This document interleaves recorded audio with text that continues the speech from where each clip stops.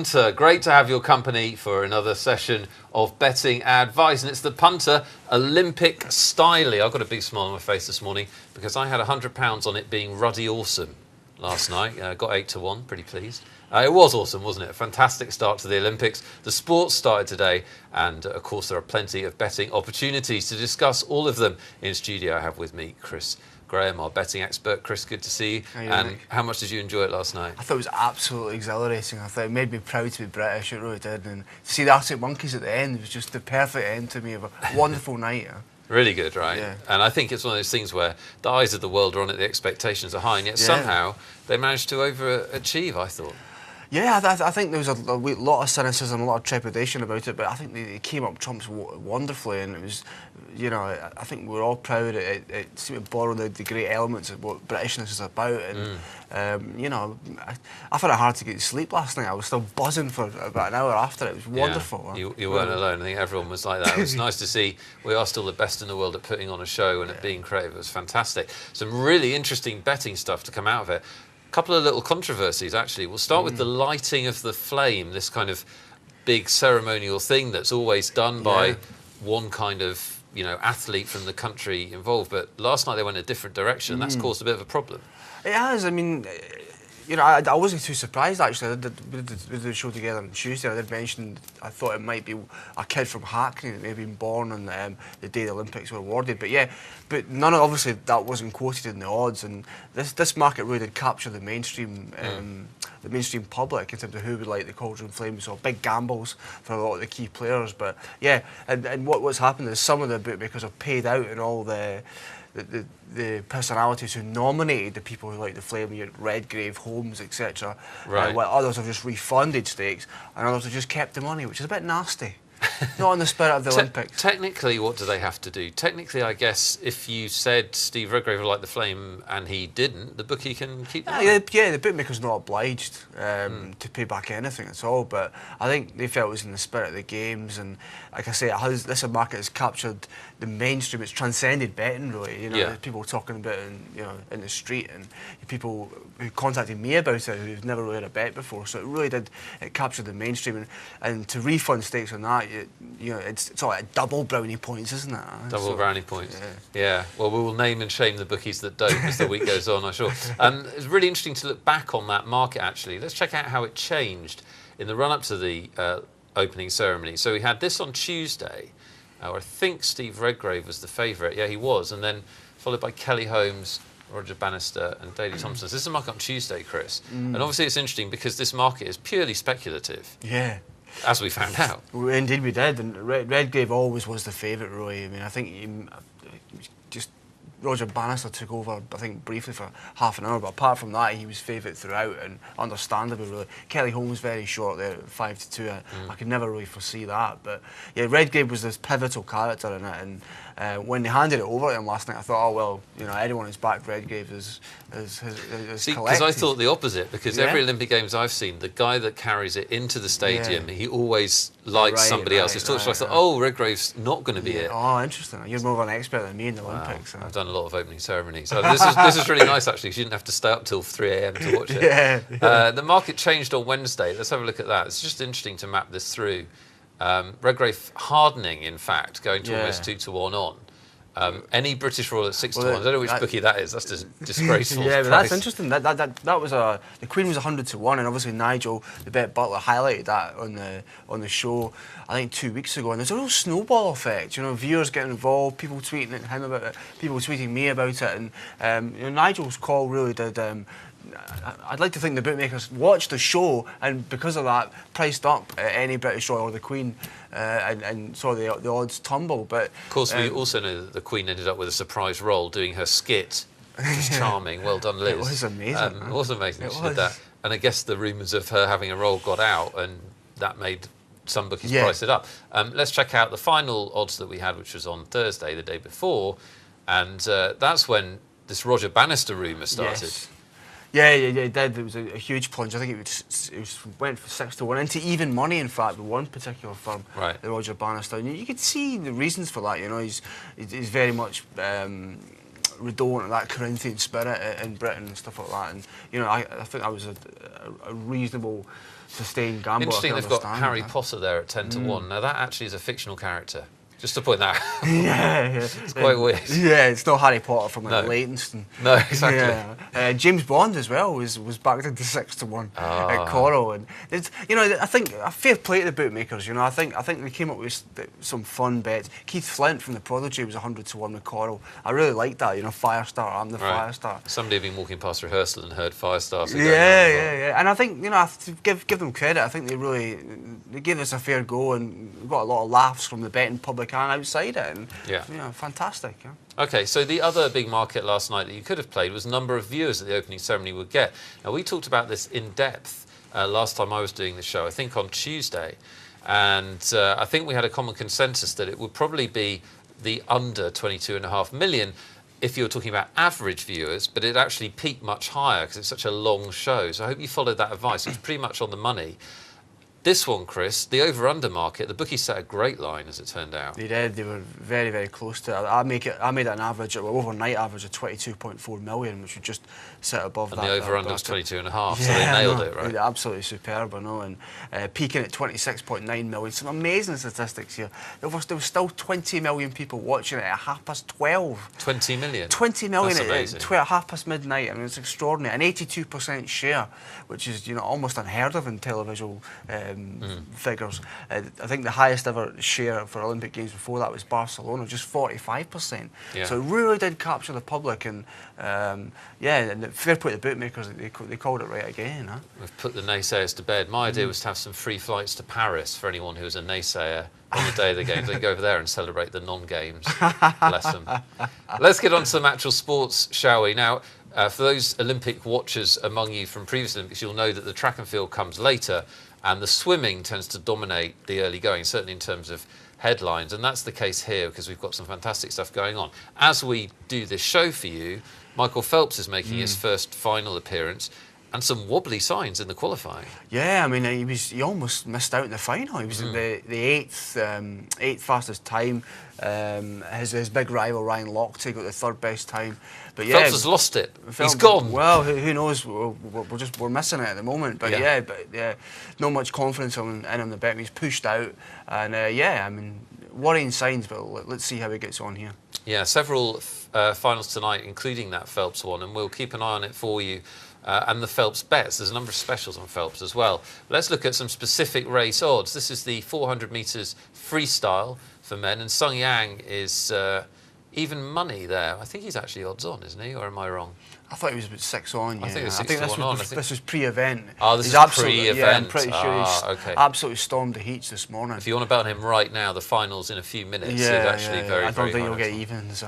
What do you think about, with the swimming, what do you think about the relationship between heats and final? Do you feel like people overreact to the heat sometime, or is it a good indicator? No, I think there have been a couple of examples that we saw so far where bookmakers have reacted a little too firmly with the result of the heats. I think we're going to talk about Hannah Miley in a minute, and there's definitely a case there for reading too much into the heat. Yeah, talk to us about that, because that's the next race. Yeah, Hannah Miley, who finished second in the World Championships last year. She's from Scotland, representing Great Britain.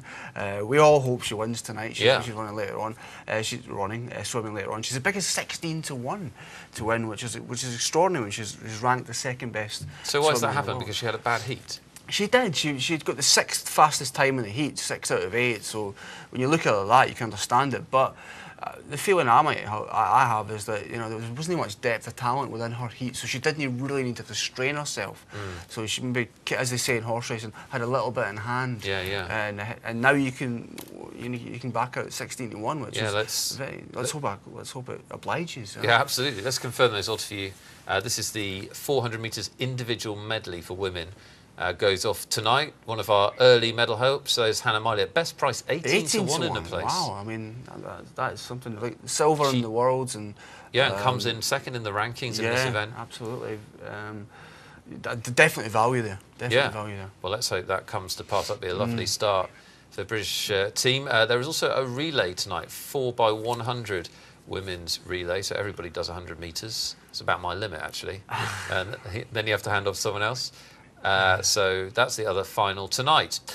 Now, the highlight tomorrow will be the women's road race, the cycling will happen. We had the men's road race today. Didn't go according to plan for Team GB. They let a critical breakaway get away. Couldn't haul them back in, so Mark Cavendish never got his shot. He seemed pretty upset about it as well. However, tomorrow we do have a hope in the women's, right?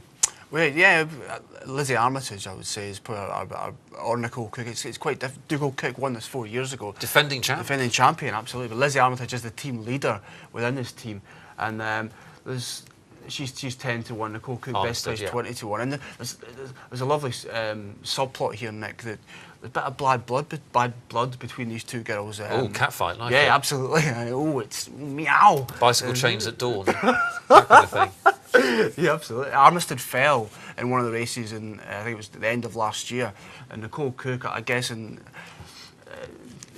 cycling rules, had to come to her aid or stop, but she marched on individually, cycled on individually, got fourth in that race, with Armistead finishing seventh, and Armistead criticised her for that. So there's this sort of spicy subplot to this race tomorrow amongst the British girls. Potentially a bit of each way value if there's somebody fancying the road race, because it's so open usually. I mean, we've got a strong favourite, but usually it's very open, the road race. I mean, I think Cook won at a big price 4 years ago, if I recall correctly. So yeah, I mean, she'll probably do it again in 20-1. No, you never know. No, you never know. Lots of British medal hopes in the cycling, both on the track and on the road. Just because Mark Cavendish has gone doesn't mean so we're not going to do very well. More Olympics coming up for you. We'll also take a look at some other sports. There's a Grand Prix going on and lots more besides. Plenty of punting opportunities coming your way after this break.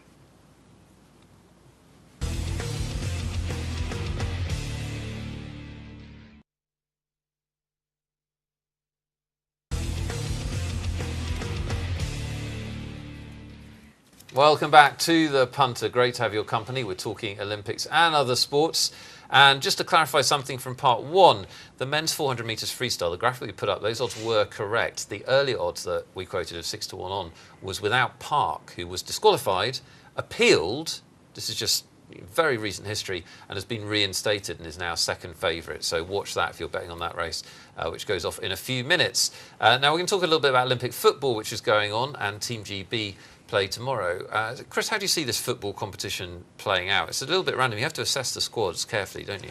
You do, and that's the key thing. I think there's been a lot more interest than I expected on it, and there's some fantastic players playing, you know, and some really good players. Yeah, it's generated a lot of interest. Neymar, I think, is the central character in this, and yeah, you're right. Squad's the most important thing.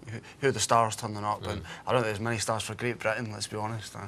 No, some interesting young players though who get to show what they can do, like Cleverley and Allen and so on. Let's look at the outright betting for this. It does feel like Brazil, who've never won the Olympic football, even money, and this is kind of like Neymar's chance to stamp himself as a world star in a way. I mean, this is so important for Brazil. They absolutely desperately want to win this gold. They've never won it, like you said, 4 silver, 2 bronze. This is pretty much a dress rehearsal for the 2014 World Cup. This team playing here. It's of vital importance that they get the gold. There's even rumours that if they don't win the gold, the coach could be in serious trouble losing his job. So it's no messing about here. Yeah. So for me, a bit short though, even money. A little bit short. I agree with you. I like Uruguay at 6-1. I also like them for the World Cup. They're 25-1 at the moment. I agree. What a bet! I agree. A young team that won the Copa America. Let's have a look at Team GB's group odd, shall we? They're playing tomorrow against UAE. I'm sure you saw the game against Senegal, which was a little bit of a farce thanks to the refereeing, in my opinion. There's some serious attempts at assault going on out there. It was like Cameroon in 1990, wasn't it? It was a bit. It really was a bit, like a flashback. Let's check out the odds in their group. They can still obviously do well, can't they? Yeah, I mean, this game is crucial tomorrow. I mean, UAE, everyone presumed were the whipping boys of this group. But they performed with real credit against Uruguay. Surprised a lot of people. Really Uruguay did. only won 2-1, and this is no cakewalk for Great Britain tomorrow. So I think. But you'd have thought must get the win in order to absolutely have any chance. It's essential, and especially after the dropping points against Senegal and the very limp display against Brazil before the tournament started. They need to get a bit of momentum here, and a win is absolutely crucial tomorrow. But it's not going to be easy. No, not going to be a complete walkover. UAE 80-1 to win the group.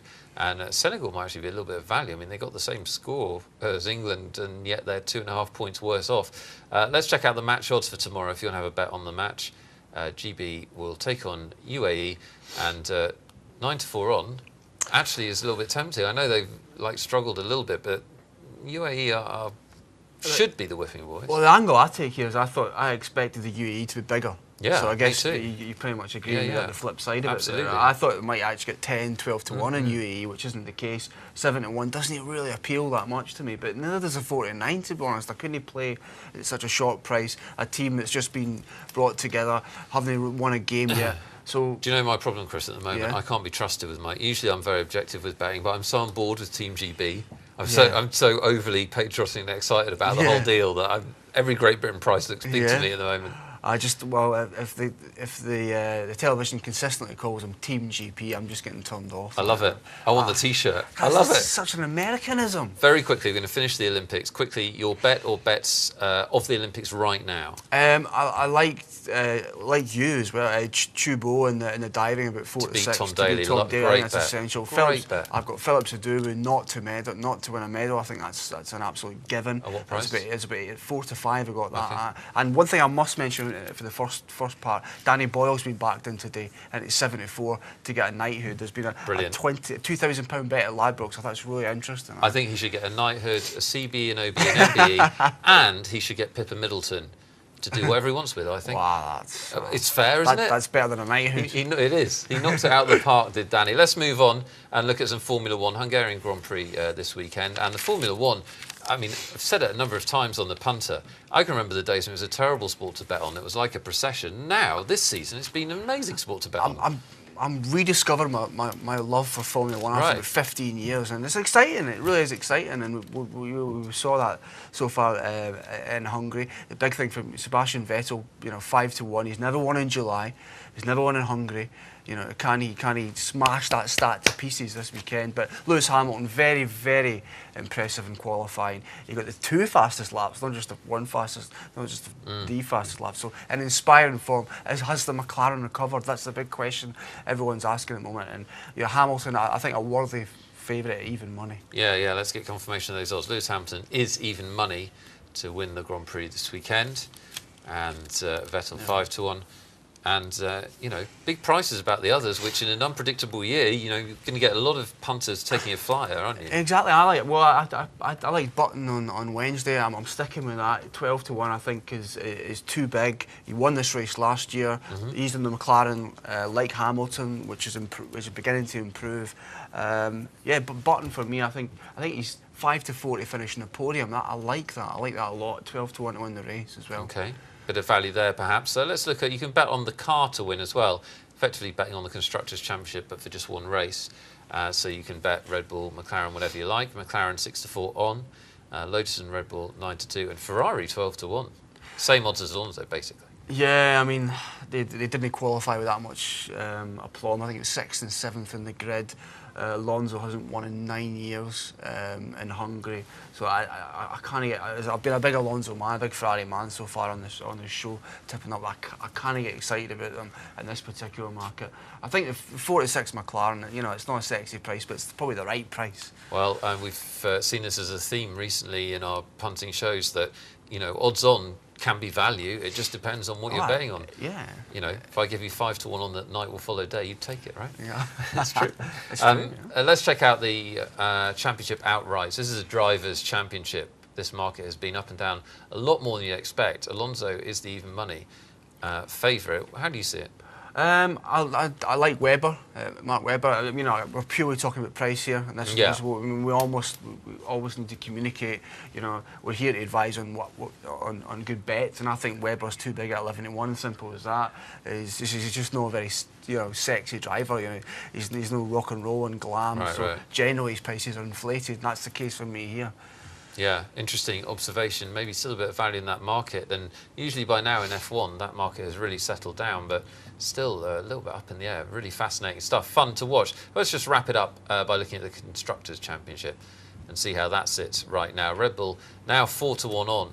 I have to hold my hand up. I thought McLaren were a great bet earlier in the year, but they just haven't been able to consistently deliver. They just haven't, but tomorrow's another day, and there's a big chance that they could get get their act together tomorrow, and that 71 will make much more appeal then. Still looks like they've got the quickest car. It's just not reliable, right? Yeah, exactly. It's just I think it's the tyres. I think but Ferrari for me at 14-1, and second place in the table. Alonso, the best driver for me in Formula One, and Massa just gradually improving. So Ferrari at 14-1 for me. Also fantastic fun to bet in running, isn't it, on Formula One? If people are out there looking for something to entertain them, it's mayhem. It's absolute rock and roll mayhem. Rock and roll on the betting. Now we're going to move to a sport that I know literally everything about. It's darts. We've been following the World Match Play all week, and Chris knows a lot more than me, so you're in safe hands. Phil the Power Taylor, as ever, the favourite for every darts event he takes. But how have things been playing out the last few days? He's been nearly flawless. I mean, he was very average in his second round game against Ian White, where he just managed to get through. But generally, he's got the job done. Started off at 7-4, into 1-2 now to win. But the story here, a couple of Ronnie Baxter, 1998 finalist, dropped at the top 16 in the rankings, and he's in the semi-final. So rolling back the years of Ronnie Baxter, for me that's been the story so far. Good to see Big Ronnie up there. I don't know who he is, but sounds tremendous. Let's check out the odds, shall we? There'll be plenty of money bet on this. It is covered live on the TV, and a lot of money bet in running as well. If you want to bet the outright winner, Phil Taylor is 2-1 on, James Wade 3-1, and then the two outsiders. So do those prices look right to you in terms of James Wade and Phil Taylor? The other two obviously pretty big outsiders. I think it's about right, and I'm struggling to find something that really excites me. Taylor's up against Baxter. I think he'll absolutely smash Ronnie tonight, unfortunately. But Terry Jenkins has probably had the most impressive route to the final. He's beaten Barneveld, and he's beaten Adrian Lewis last night, the world champion. So Terry Jenkins, but has a chance to beat James Wade here, but I don't think he will. Well, we can have a look at the match odds specifically, the two semi-finals. Let's give you those. Phil Taylor's 9-1 on, Ronnie Baxter's 15-2. Seems about right. James Wade 2-1 on, and Terry Jenkins 15-8. That second semi-final, does that look about right to you? No, actually, I actually placed this up before I looked at them this afternoon when I was doing my research. I'd Wade about 1-4, so So a bit of value there. Yeah, I would say I would definitely get my Wade here at 1-2 if you're a big staking punter. I just think he's consistently averaged better than Jenkins. He's got a great record at Blackpool. 4 times he got to the final here. He's just a better player, really. I think it should be a 4-on shot rather than 1-2. Okay, fantastic stuff. Enjoy the darts if you're having a bet. Formula One and darts, a couple of great sports to bet on in running. Chris, coming to the end of the show, give me your bets of the day right now. If I could give you 1 or 2 bets to put on, what are the naps for people at home? I would say Ryan Lochte in the swimming tonight.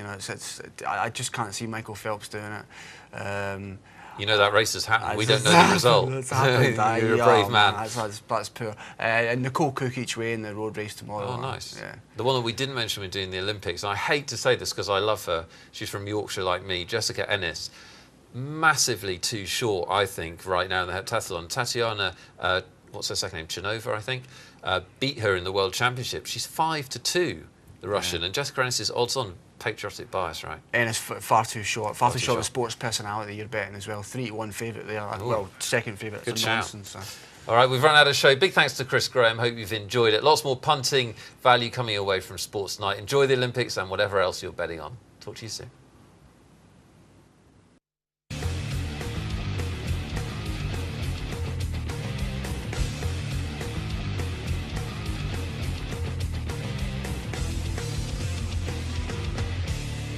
It's like double brownie points, isn't it? Double brownie points.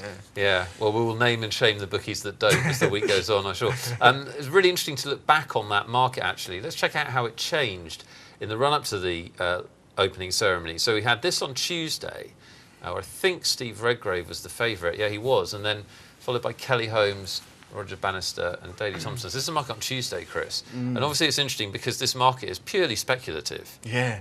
As we found out. Indeed we did, and Redgrave always was the favourite, Roy. I mean, I think he just Roger Bannister took over, I think, briefly for half an hour, but apart from that, he was favourite throughout, and understandably, really. Kelly Holmes very short there at 5-2. I could do it because I've paid out and all the personalities who nominated the people who like the Flame, Redgrave, Holmes, etc. Right. While others have just refunded stakes, and others have just kept the money, which is a bit nasty. Not in the spirit of the Olympics. Technically, what do they have to do? Technically, I guess if you said Steve Redgrave would like the Flame and he didn't, the bookie can keep the money. Yeah, the bookmaker's not obliged to pay back anything at all, but I think they felt it was in the spirit of the games, and like I say, this market has captured the mainstream. It's transcended betting, really. There's people talking about it in the street, and people who contacted me about it who've never really had a bet before. So it really did. It captured the mainstream, and to refund stakes on that, Betting expert Chris, good to see you. And Nick? How much did you enjoy it last night? I thought it was absolutely exhilarating. I thought it made me proud to be British. It really did. And to see the Arctic Monkeys at the end was just the perfect end to me of a wonderful night. Really good, right? Yeah. And I think it's one of those things where the eyes of the world are on it, the expectations are high, and yet somehow they managed to overachieve, I thought. Yeah, I think there was a lot of cynicism, a lot of trepidation about it, but I think they came up trumps wonderfully, and it was, I think we're all proud. It seemed to borrow the great elements of what Britishness is about, and I found it hard to get to sleep last night. I was still buzzing for about an hour after. It was wonderful. Yeah, you weren't alone. I think everyone was like that. It was nice to see we are still the best in the world at putting on a show and at being creative. It was fantastic. Some really interesting betting stuff to come out of it. Couple of little controversies, actually. We'll start with the lighting of the flame, this kind of big ceremonial thing that's always done by one kind of, athlete from the country involved. But last night they went a different direction. That's caused a bit of a problem. It has. I mean, I wasn't too surprised, actually. We did the show together on Tuesday. I did mention I thought it might be a kid from Hackney that may have been born on the day the Olympics were awarded. But obviously that wasn't quoted in the odds. And this market really did capture the mainstream public in terms of who would like the Cauldron Flames. So big gambles for a lot of the key players. But yeah, and what's happened is some of the